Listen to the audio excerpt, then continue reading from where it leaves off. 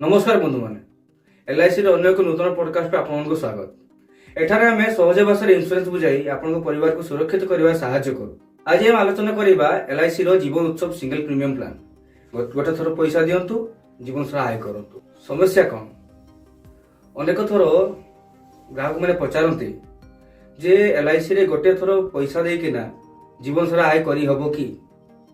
प्रति वर्ष प्रीमियम दबा, रिटायरमेंट चिंता, मार्केट रिस्क एसबू समस्या समाधान होची जीवन उत्सव सिंगल प्रीमियम प्लान, जो थे कि गोटे थर टंका दियंतु सारा जीवन आय करंतु। तो मते कि ग्राहक पचारती जे थरे मात्र पैसा देके ना सारा जीवन आय करी हबो कि? सारा जीवन रिटर्न पाई हबो कि? तो समस्या कौन? समस्या या जे रिटायरमेंट लाइफ चिंता, आपन वर्ष को प्रीमियम दबा प्लान, आ आपन मार्केट रिस्क। तो ये सब समस्यार समाधान होची जीवन उत्सव सिंगल प्रीमियम प्लान। तो ये जीवन उत्सव प्लान विषय रे अधिक जानिबा पई आम सहित अछंती आम सर। नमस्कार सर। नमस्कार नमस्कार सर, हमको कहिबे कि ए जीवन उत्सव सिंगल प्रीमियम प्लान टा कोन? हम दर्शक को जानिबो चाहती। जीवन उत्सव सिंगल प्रीमियम प्लान होची एक नॉन लिंक्ड, नॉन पार्टिसिपेटिंग एवं single premium whole life plan. बड़ भाषा रे कहय गले गोटे थरो प्रीमियम 100 वर्ष पर्यंत आपनको लाइफ रिस्क कवरेज एक निर्धारित समय पर निर्धारित प्रीमियम दवा पर आपनको लाइफ लॉन्ग मनी बैक। अकाल मृत्यु हेले परिवार को लमसम बीमा राशि। सर, ये जो सिंगल प्रीमियम जीवन उत्सव दे कहउछंती एटा काम केमती करे? एठी गोटे थर रे आपण पेमेंट करिवे। जेमती आपण अलगा प्लान रे, रेगुलर प्लान रे आपण वर्ष किंबा आपण मास को त्रैमासिक किंबा 6 मास रे आपण प्रीमियम दे दे चलुचंती गोटे लंबा पीरियड पर्यंत।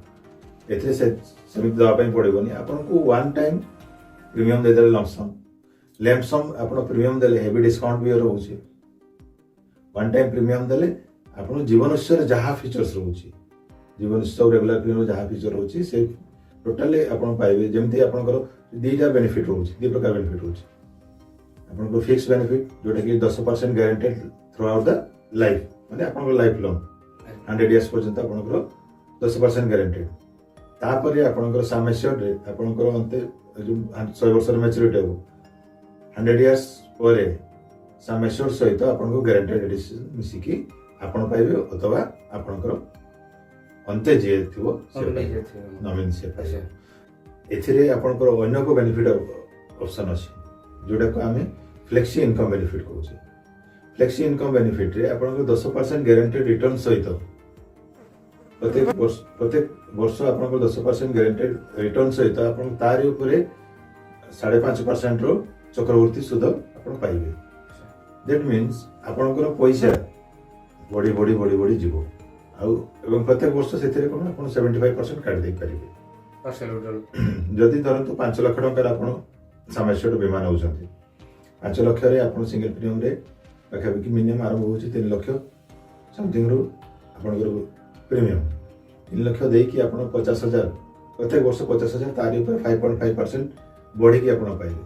अच्छा, जब तो आपन ताको उद्योग करू नांती नेउ नांती रखि देले ताले आपन 100 वर्ष रे आपन 2.5 कोटी रुपया ऊपर को आपन पाइबे टिप्स है। आ एथरे आपन पॉलिसी लाइसेंस नवार भय न थाए। आपन को लाइफ लॉन्ग रिस्क कवरेज कला जा फल रे आपन को फैमिली फाइनेंशियली लाइफ लॉन्ग से प्रोटेक्टेड है कि रहला। तो एटा तो बहुत भलो प्लान सर।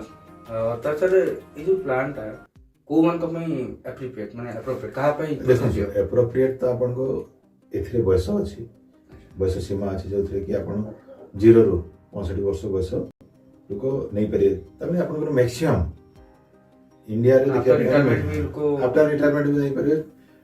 रिटायरमेंट पूर्व छुआ नारे भी आपन नहीं परिए। जोटा कि ताकू निश्चित आय दे चलिबो। आपन प्रत्येक वर्ष निश्चित आय दे चलिबो। ता सहित तार 100 वर्ष पर्यंत पॉलिसी चलला एवं 100 वर्ष पर मध्य तार पर पीढ़ी को भी आपन गोटे एसेट क्रिएशन करके छाड़ दे बोले फाइनेंशियली प्रोटेक्शन को पाए। हां, विशेष कर रिटायरमेंट व्यक्ति जो मन को पे लमसम अछि से माने रिस्क नेवा पे चाहू नांती। Market risk up and down हो केतळ पैसा बढ़ी जबार संभावना रहउछि। तांको पे बहुत भलो चाकरिया जो माने लमसम अमाउंट किछ पाई छथि।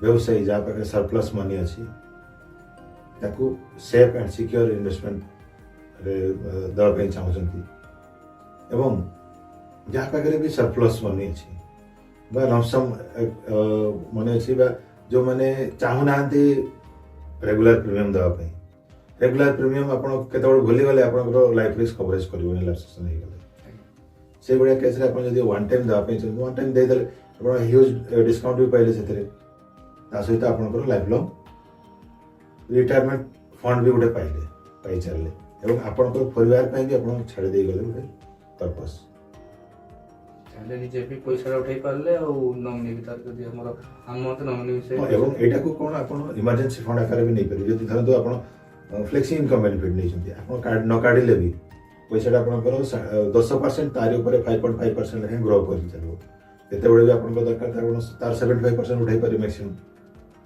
75% ଉଠାଇଲେ ବି ଆପଣଙ୍କର ଫଣ୍ଡଟା ରହିଲା ଏବଂ ଆପଣଙ୍କର ବଢ଼ି ଚାଲିଲା ଏଫ୍ଡିରେ ଇଣ୍ଟରେଷ୍ଟ ରେଟ୍ କମି ଚାଲିଛି ମ୍ୟୁଚୁଆଲ ଫଣ୍ଡରେ ବହୁତ ରିସ୍କ ଅଛି ତେଣୁ କାହିଁକି ଆପଣ ସେଫ୍ ଅପସନ୍କୁ ଚୁଜ୍ କରିବେ ଯେଉଁଠି ଆପଣଙ୍କୁ ଗ୍ୟାରେଣ୍ଟେଡ୍ ଇନକମ୍ ରହୁଛି ଆଉ ସବୁଠୁ ବଡ଼ ଜିନିଷ ହେଉଛି LICର guarantee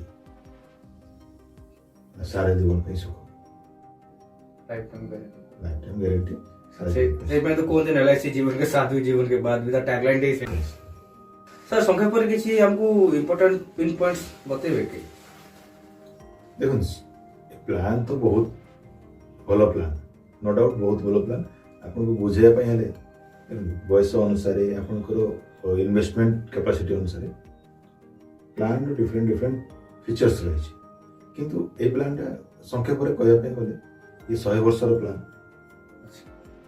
whole life guaranteed money back ଆପଣଙ୍କୁ ଦେଉଛି ଯେଉଁଟାକି 10% ଏବଂ ତାରି ଉପରେ 5.5% ଆପଣଙ୍କୁ ଦେଉଛି ଆପଣଙ୍କର ଗ୍ୟାରେଣ୍ଟେଡ୍ ଏଡିସନ୍ ଆଫ୍ଟର 100 ଇୟର୍ସ ଯଦି ଧରନ୍ତୁ ଆପଣଙ୍କର ଆଫ୍ଟର 100 ଇୟର୍ସ ବି ମ୍ୟାଚୁରିଟି ହେଉଛି 99 ବର୍ଷ ଆପଣ ପାଇଚାରିଲେ 100 ବର୍ଷରେ ମ୍ୟାଚୁରିଟି ହେଉଛି ମ୍ୟାଚୁରିଟିରେ ଆପଣଙ୍କୁ ସାମେଶ୍ଵର ତ ଗ୍ୟାରେଣ୍ଟେଡ୍ ରହିଲା ତା ସହିତ ତାପରେ ଗ୍ୟାରେଣ୍ଟେଡ୍ ଏଡିସନ୍ ଆପଣଙ୍କର ରହୁଛି ଯେଉଁଟାକି ଆପଣଙ୍କୁ ସେତେବେଳକୁ ନିଶ୍ଚିତ ସାମ ଆପଣଙ୍କୁ ବା ଆପଣଙ୍କ ଫ୍ୟାମିଲିକୁ ଦେଇ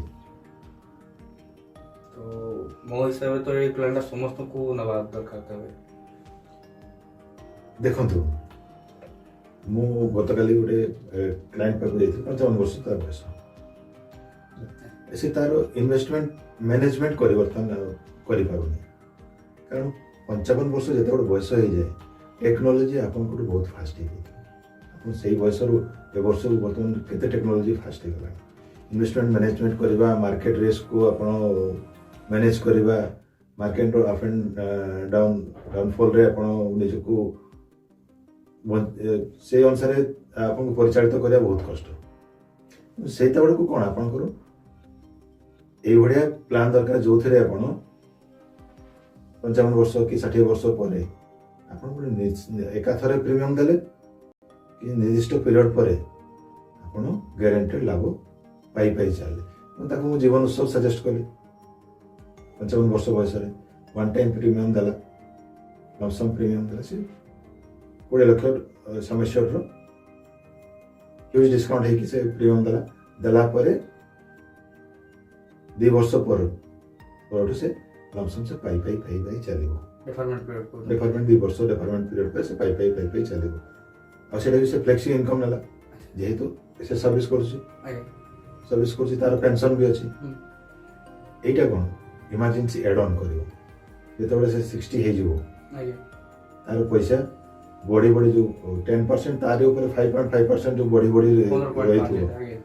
ବଢିକି ରହିଥିବ ସେଇ ଆମାଉଣ୍ଟ ସେତେବେଳକୁ ତାକୁ ବହୁତ ହେଲ୍ପ କରିବ ଯେତେବେଳେ ଚାହିଁବ ଇମର୍ଜେନ୍ସି କିଛି ଲୋନ୍ ନେବାର ଆବଶ୍ୟକତା ହିଁ ନାହିଁ ତାର ପଇସା ଅଲରେଡି ଅଛି ଏଠି କୌଣସି ଲୋନ୍ ନେବାର ଆବଶ୍ୟକତା ନାହିଁ କୌଣସି ଇଣ୍ଟରେଷ୍ଟ କାହା ପାଖରୁ ହାତ ପତେଇବାର ଆବଶ୍ୟକତା ହିଁ ନାହିଁ ଆପଣଙ୍କର ପଇସା ଏକମୁଲେଟ୍ ହେଇକି ଅଛି ସେଇଟାକୁ ଜଷ୍ଟ ଆପଣ 75% କାଟିଲେ ତଥାପି ଆପଣଙ୍କର ପଇସା ବଢି ଚାଲିଥିବ ଲାଇଫ୍ ଆପଣ ଯେତେ ବର୍ଷ ବଞ୍ଚିଥିବେ ଆପଣ ଯେତେ ବର୍ଷ ବଞ୍ଚିଥିବେ କାହାରି ଉପରେ ଡିପେଣ୍ଡ ହେବା ପାଇଁ ପଡ଼ିବ ନାହିଁ ଏଥିରେ ଗୁରୁତ୍ୱପୂର୍ଣ୍ଣ ସୂଚନା ହେଉଛି ବୟସ ଅନୁସାରେ ଆପଣଙ୍କର ମାନେ ଆୟ କେତେ ସେତେବେଳକୁ ପାଇବେ କେତେ ଦରକାର ଆପଣଙ୍କୁ ସେତେବେଳକୁ ଆପଣଙ୍କ ଲକ୍ଷ ଦରକାର 5 ଲକ୍ଷ ଦରକାର ଧରନ୍ତୁ କ'ଣ ହେଉଛି ଆଜିର ଆଉ 10 ବର୍ଷ ପରେ ଯଦି ମୁଁ ରିଟାୟାର ହେଉଛି ମୋତେ କେତେ ଟଙ୍କା ନିର୍ଦ୍ଦିଷ୍ଟ ଇନକମ୍ ହେଲେ ମୁଁ ମୋ ଲାଇଫଟାକୁ ଭଲ ଭାବରେ ନିଜକୁ ଚଳେଇ ପାରିବି, ମୋର ମେଡ଼ିସିନ ଖର୍ଚ୍ଚ, ମୋର ପରିବାର ବନ୍ଧୁବର୍ଗ ସମସ୍ତଙ୍କୁ ମୁଁ ଚଳେଇ ପାରିବି। ସେ ଯେଉଁ ନିର୍ଦ୍ଦିଷ୍ଟ ଇନକମ୍, ଗ୍ୟାରେଣ୍ଟେଡ୍ ଇନକମ୍ ଯେଉଁଟା, ତାରି ଉପରେ ଆମେ ଏହାର ପ୍ରିମିୟମଟାକୁ ନିର୍ଦ୍ଧାରିତ କରିଥାଉ। ସାର୍ ବା ମଜା ସମସ୍ୟାଟା ବୀମା ରାଶିଟାକୁ ବି ନିର୍ଦ୍ଧାରିତ କରିଥାଉ। ଆଚ୍ଛା ସାର୍ ଗୋଟେ କ୍ୱେଶ୍ଚନ୍ ପଚାରିବାକୁ ଚାହୁଁଛି ଆଡ୍ କରିବାକୁ ଯେ ପ୍ରିମିୟମ ଭେରି କରେ କି ଏଜ୍ ନେଇକିନା ଏଠି ଏଜ୍ ନେଇକି ତ ନିଶ୍ଚିତ ଭେରି କରିବ ହିଁ କରିବ, ଆଚ୍ଛା କାରଣ ହାୟର ଏଜ୍ରେ ହାୟର ରିସ୍କ ଥାଏ। ଯେଉଁ ହାଇ ରିସ୍କ ପର୍ସନଟା ରିସ୍କ ପ୍ରିମିୟମଟା ତ ଆପଣଙ୍କୁ ଟିକେ ବଢ଼ିବ ହିଁ ବଢ଼ିବ। କିନ୍ତୁ ଏଥିରେ କ'ଣ ୱାନ୍ ଟାଇମ୍ ଯେହେତୁ ଦେଉଛନ୍ତି, ଆପଣଙ୍କୁ ଯେତେ ଟର୍ମଟାକୁ ଡେଭଲପମେଣ୍ଟ ପିରିୟଡ଼ଟାକୁ ବଢ଼େଇବେ ସେତେ ଆପଣଙ୍କର ହ୍ୟୁଜ୍ ଡିସକାଉଣ୍ଟ ହେଇକି ଆସିବ। ମାନେ ଡିଫର୍ମେଣ୍ଟ ପିରିୟଡ଼ ବଢିବ, ମାନେ ପଇସା ଜମାରୁ ପେନସନଟା ନବାର ଯୋଉ ଗ୍ୟାପଟା। ସପୋଜ ମୁଁ ଗୋଟେ ଉଦାହରଣ ସହିତ ଆପଣଙ୍କୁ ଆଜ୍ଞା କହୁଛି। ଆଜ୍ଞା ଗୋଟେ 55 ବର୍ଷ ଲୋକ, ଆଜ୍ଞା ସେ 12 ବର୍ଷ ପାଇଁ ନେଲା, 12 ବର୍ଷ ଡେଭଲପମେଣ୍ଟ ପିରିୟଡ଼ ପାଇଁ ନେଲା। 12 ବର୍ଷରେ ତାର 3.5 ଲାକ୍ସ ପ୍ରିମିୟମ ପଡ଼ିଲା, 5 ଲାକ୍ସ ସାମିଶ୍ୟର ପାଇଁ କେତେ ଡିସକାଉଣ୍ଟ ଆସିଲା, ହ୍ୟୁଜ୍ ଡିସକାଉଣ୍ଟ। ଏବଂ ତା ସହିତ ସେ ଯେଉଁ ଆପଣ ଇନଭେଷ୍ଟମେଣ୍ଟଟା ଇନକମ୍ ଟ୍ୟାକ୍ସରେ ବେନିଫିଟ୍ ପାଇବେ, ଆଇଟିରେ ପାଇବେ, ଆପଣ ଯାହା ରିଟର୍ନ ପାଇବେ ବର୍ଷକୁ ଯେଉଁ ରିଟର୍ନ ପାଇବେ ଗ୍ୟାରେଣ୍ଟି ରିଟର୍ନ, ସେଇଟା ବି ଇନକମ୍ ଟ୍ୟାକ୍ସ ଆପଣଙ୍କର ଇନକମ୍ ଟ୍ୟାକ୍ସରେ ତାର ବେନିଫିଟ୍ ଆପଣ ନେଇପାରିବେ। ସେଇଟା ଆପଣଙ୍କର ଇନକମ୍ରେ କ୍ଲବିଂ ହେବନି। ଏଲ୍ଆଇସି ର ପଇସା ଇନକମ୍ ଆଉ ସବୁ ଯେମିତି ଆପଣ ଆଜ୍ଞା। ଯାହା ଇନକମ୍ ହେଉଛି ସବୁ କ୍ଲବିଂ ହଉଛି। ହଁ ସବୁ କ୍ଲବିଂ ଆଜ୍ଞା, ସେଟା ଜଣା ଅଛି ଆପଣଙ୍କୁ। ଇନ୍ସୁରାନ୍ସର ଯୋଉ ଆପଣ ମନିବେଗ ଆକାରରେ ଯୋଉ ଆଜ୍ଞା। ପଇସାଟା ପାଉଛନ୍ତି, ଆଜ୍ଞା ସେଇଟା ଆପଣଙ୍କର ଇନକମ୍ରେ କ୍ଲବିଂ ହେବନି।